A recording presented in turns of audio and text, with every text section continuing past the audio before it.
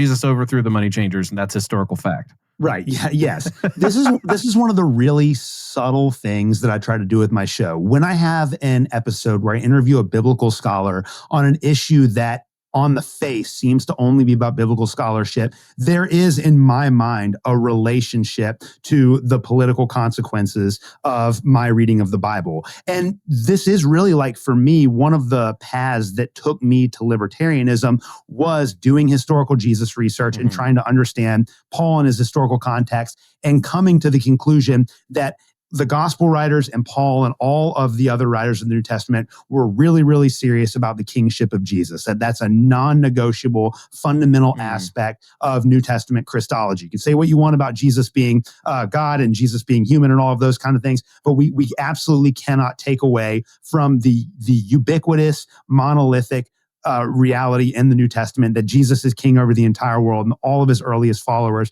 perceived him as such. And I think that when you are utilizing these historical methods, all of the roads ultimately lead back to the idea that Jesus was an eschatological prophet announcing the kingdom of God, and that his earliest followers understood that he was that king.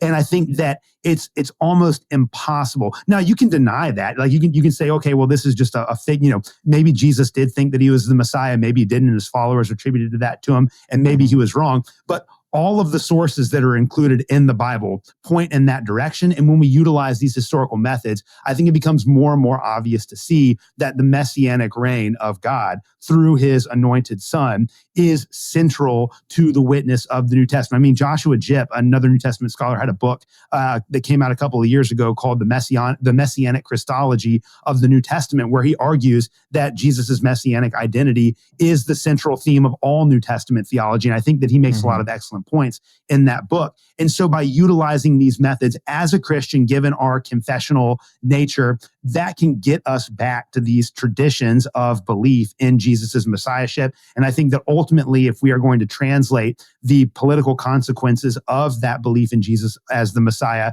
into the modern Western world, then we ultimately have to come to the libertarian conclusion. I don't think that there's any way that we can have a political allegiance to somebody other than Jesus. That's the conclusion that I drew. Excellent. All right. What's